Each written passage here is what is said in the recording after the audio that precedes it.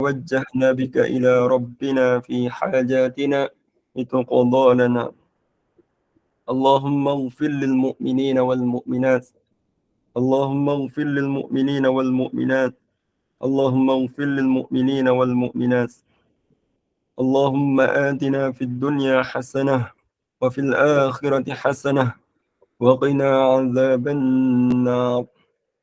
Ya Allah, dengan keberkatan Al-Quran, dengan keberkatan dan kemuliaan surah yang telah kita baca sebentar tadi, permudahkanlah segala urusan kami, ya Allah.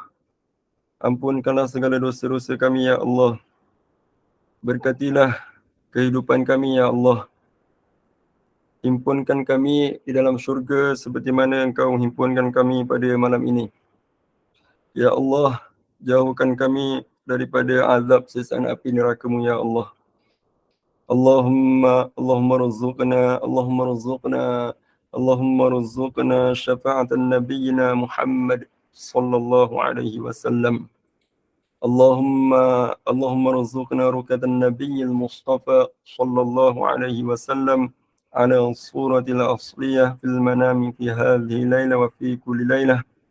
Wa sallallahu wa sallama ala sayyidina Muhammad wa ala alihi wa sahbihi wa sallim. Walhamdulillahi rabbil alamin. Ibu-ibu yang dirahmati oleh Allah Subhanahu wa taala, baginda Nabi sallallahu alaihi wasallam telah berkata, "Man salaka tariqan yaltamisu fihi 'ilma, sahhalallahu lahu bihi tariqan ilal jannah." Jadi ibu-ibu yang dirahmati oleh Allah Subhanahu wa taala, hendaklah kita azam diri kita supaya kita dapat menjauhkan diri kita dan ahli keluarga kita daripada azab siksaan api neraka. Hendaklah kita fikir bagaimana cara untuk kita tidak dihumbankan ke dalam api neraka. Maka bagaimana cara supaya dipermudahkan bagi seseorang itu untuk menuju ke syurga? Baginda berkata, mafhumnya daripada hadis yang kita telah sebut tadi, barang siapa yang menempuh suatu jalan untuk menuntut ilmu agama, maka Allah Subhanahu wa taala akan mempermudahkan jalannya menuju ke syurga. Maka ini di antara cara untuk seseorang itu dapat masuk ke dalam syurga, iaitulah dengan dia mempelajari ilmu agama, dengan dia pergi menuntut ilmu agama. Dan ibu-ibu yang dirahmati oleh Allah Subhanahu wa taala, ilmu agama ini luas. Ilmu agama ini banyak. Ada ilmu akidah, ada ilmu fiqh, ada ilmu tasawuf, ada ilmu tafsir, ada ilmu sirah, ilmu tajwid. Banyak ilmu agama. Akan tetapi ada ilmu agama yang wajib bagi setiap orang Islam itu mempelajarinya. Bukan semua ilmu agama yang wajib untuk dipelajari. Ada sebahagian sahaja ilmu agama yang wajib bagi seseorang itu mempelajarinya. Baginda berkata, "Talabul ilmi fariidatun 'ala kulli muslim." Menuntut ilmu agama itu adalah wajib ke atas setiap muslimin dan ke atas setiap muslim. Fariidatun maknanya wajib ke atas setiap muslim, yakni ilmu fardu ain. Ilmu yang merangkumi tentang akidah, yang mana ilmu akidah, ilmu tentang mengenal Allah, ilmu tentang sifat 20. Kerana barang siapa yang tidak mengenal Allah, maka tidak diterima amal ibadahnya. Mengenal Allah adalah dengan meyakini bahawasanya Allah Subhanahu wa taala dia ada dan dia tiada permulaan bagi kewujudannya dan tiada akhir bagi kewujudannya. Allah Subhanahu wa taala dia yang menciptakan segala sesuatu. Dia tidak berhajat kepada segala ciptaannya. Allah Subhanahu wa taala dia yang menciptakan segala sesuatu. Bahkan tidak ada sesuatu pun yang menyerupainya. Allah Subhanahu wa taala dia tidak seperti sesuatu. Dia bersifat dengan mukhalafatuhu lil hawadith. Yani Allah Subhanahu wa taala dia tidak seperti sesuatu. Allah bukan jisim yang besar seperti gunung. Allah bukan jisim yang kecil seperti habuk atau semut. Allah Subhanahu wa taala dia bukan jisim yang kasar, yakni jisim yang boleh disentuh dengan tangan seperti kayu, seperti manusia. Allah Subhanahu wa taala bukan jisim yang tidak boleh disentuh dengan tangan seperti jisim yang halus seperti udara, cahaya. Allah Subhanahu wa taala dia bukan jisim. Allah Subhanahu wa taala berfirman di dalam Al-Quran surah Asy-Syura ayat 11, laisa kamitslihi syai'. Maksudnya Allah Subhanahu wa taala dia tidak seperti sesuatu. Dan tidak boleh kita menggambarkan Allah kerana Allah Subhanahu wa taala tidak boleh digambarkan di dalam fikiran. Jika orang menggambarkan muka yang besar, maka Allah Subhanahu wa taala tidak seperti apa yang dia gambarkan. Jika orang menggambarkan cahaya putih yang besar, maka Allah Subhanahu wa taala bukan seperti apa yang digambarkan. Maka itu para ulama berkata, apa sahaja yang tergambar di fikiranmu, Allah tidak seperti itu. Apa sahaja yang kita gambarkan dalam fikiran kita, Allah langsung tak seperti yang kita gambarkan. Maka ibu-ibu yang dirahmati Allah Subhanahu wa taala, inilah antara akidah atau asas akidah umat Islam. Dan Allah Subhanahu wa taala dia yang menciptakan alam dan semuanya. Allah Subhanahu wa taala tidak memerlukan kepada alam ini. Dia bersifat dengan qiyamuhu binafsihi, yakni Allah Subhanahu wa taala dia tidak berhajat kepada sesuatu. Maka Allah Subhanahu wa taala tidak memerlukan kepada langit. Allah Subhanahu wa taala tidak memerlukan bumi. Allah Subhanahu wa taala tidak memerlukan arah yang 6, atas, bawah, kanan, kiri, depan, belakang. Allah Subhanahu wa taala dia ada sebelum adanya alam ini. Dia ada sebelum adanya langit dan bumi. Dia ada sebelum adanya Makkah, Madinah dan Masjid Kaabah, dan dia yang menciptakan segala tempat ini. Maka Allah Subhanahu wa taala dia yang menciptakan langit dan bumi, pasti dia tidak berhajat kepada ciptaannya. Kerana yang berhajat kepada yang lain, dia bukan Tuhan. Maka Allah Subhanahu wa taala yang menciptakan segala tempat dan segala arah, dia ada tanpa tempat dan tanpa arah. Tidak memerlukan kepada tempat dan tidak memerlukan kepada arah. Maka Allah Subhanahu wa taala dia ada tanpa tempat dan tanpa arah. Inilah akidah umat Islam. Allah ada tanpa tempat dan tanpa arah. Maka itu sebahagian daripada ilmu akidah.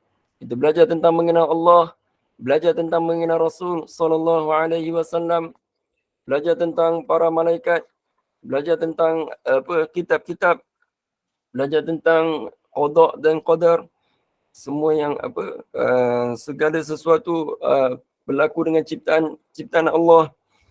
Belajar tentang beriman kepada hari kiamat, dan termasuk dalam ilmu fardu ain itu berkaitan tentang ilmu fiqh, yang mana ilmu yang berkaitan tentang ilmu bersuci dengan solat, dengan ilmu ini dapat menjamin seseorang itu sama ada ibadah yang dia lakukan itu sama ada sah ataupun tidak sah. Dan juga wajib seorang itu dia mempelajari ilmu tasawuf, sebahagian daripada ilmu tasawuf, bukan ilmu bukan keseluruhan ilmu tasawuf, sebahagian sahaja daripada ilmu tasawuf yang mana ia merangkumi tentang kewajipan-kewajipan hati, maksiat-maksiat hati dan juga maksiat-maksiat anggota badan yang 7 ini. Maka hendaklah kita fikir adakah kita telah khatam ilmu ini ataupun belum. Maka sebelum kita Allah Subhanahu wa taala mematikan kita, maka hendaklah kita mengkhatamkan ilmu ini. Dan kita kena ingat bahawasanya dalam menuntut ilmu kita memerlukan kepada kesabaran. Kita memerlukan kepada kesabaran, yang mana sabar yang disebutkan oleh para ulama, sabar ini terbahagi kepada 3 jenis, yakni yang pertama, hendaklah kita sabar kepada terhadap perkara yang segala kewajipan yang Allah Subhanahu wa taala wajibkan ke atas kita, seperti solat, seperti seperti puasa. Hendaklah kita sabar dalam menunaikan segala kefarduan. Dan sabar yang kedua, iaitulah kita sabar dalam meninggalkan perkara yang Allah Subhanahu wa taala haramkan ke atas kita, seperti minum arak, seperti berzina. Maka hendaklah kita menjauhi perkara yang Allah Subhanahu wa taala haramkan ini. Ada sebagian orang dia hendak melakukan perkara yang haram, dia hendak minum arak contohnya, maka hendaklah dia sabar dan hendaklah dia menjauhi perkara yang Allah Subhanahu wa taala mengharamkan, kerana ini adalah perintah daripada Allah. Allah perintah kepada kita supaya menjauhi segala perkara-perkara yang haram, maka hendaklah kita sabar dalam meninggalkan perkara-perkara yang diharamkan oleh Allah Subhanahu wa taala. Dan sabar yang ketiga, iaitulah kita sabar dalam menghadapi musibah atau bala atau ujian.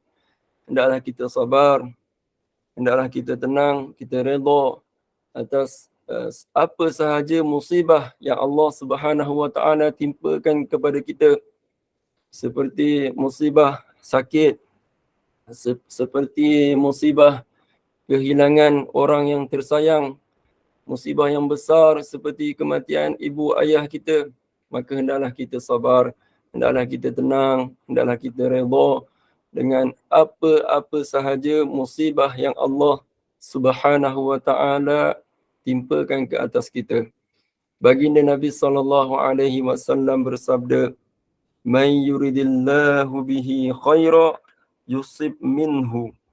Baginda berkata, mafhumnya, barang siapa yang Allah kehendaki kebaikan bagi seseorang itu, maka Allah Subhanahu wa taala akan menimpakan musibah kepadanya.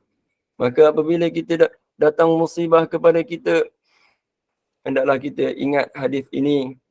Apabila kita ditimpa musibah, itu adalah nikmat. Itu tanda bahawasanya Allah Subhanahu wa taala kehendaki kepada kita akan kebaikan. Maka hendaklah kita sabar, kita tenang, kita redha. Bahkan ganjaran yang akan diperolehi bagi orang Islam yang apabila dia bersabar adalah, yang pertama, dia akan dinaikkan darjatnya. Dan yang kedua, jika dia sabar, dia akan diberikan ganjaran pahala yang besar. Dan yang ketiga, jika dia bersabar, dia akan dihapuskan dosa-dosanya. Maka yang dirahmati oleh Allah Subhanahu wa taala, ada satu kisah. Kisah ini tentang seorang wanita di luar negara yang mana dia diuji oleh Allah Subhanahu wa taala apabila dia melahirkan anak, wanita ini dia melahirkan anak lima orang, tak silap saya 5 orang. Dan pada anak yang pertama, apabila dia melahirkan, maka tak sempat besar. Bila anak itu lahir je, tak sempat anak itu besar, Allah Subhanahu Wa Taala mematikan anak itu. Kemudian dia melahirkan lagi anak yang kedua. Sama juga, dia melahirkan, kemudian anak itu belum lagi sempat besar, Allah Subhanahu Wa Taala mematikan anak itu. Dan yang ketiga, dan yang keempat, dan yang kelima. Dan sehinggalah apabila yang kelima itu, wanita itu dia tidak lagi sabar, dan dia akhirnya disebabkan kejahilan dia, disebabkan dia tidak sabar, maka dia telah mengungkapkan satu perkataan yang menyebabkan dia dihumban ke dalam api neraka. Yang mana dia mengucapkan apa? Wanita itu berkata, ini ucapan yang kufur. Dia kata, apabila anaknya itu meninggal, anak yang kelima itu meninggal, lalu dia berkata, ya Allah, pada mulai saat ini, dia kata ini kalam kufur. Dia kata, mulai saat ini aku tidak akan menyembah kepada kamu kerana kamu telah membunuh kesemua anak-anak aku. Allahu Akbar. Ini disebabkan kejahilan dia, disebabkan dia tidak sabar atas musibah ini, maka dia telah melakukan kekufuran, lalu dia mati dan dia kekal dalam api neraka selama-lamanya. Maka hendaklah kita sentiasa ingat tentang mempelajari ilmu fardu ain, dan hendaklah kita sentiasa sabar atas musibah atau bala yang Allah Subhanahu Wa Taala berikan kepada kita. Mudah-mudahan Allah Subhanahu Wa Taala memberkati kita. Mudah-mudahan Allah Subhanahu Wa Taala memberi kita ganjaran pahala yang besar atas musibah ujian yang ditimpakan kepada kita.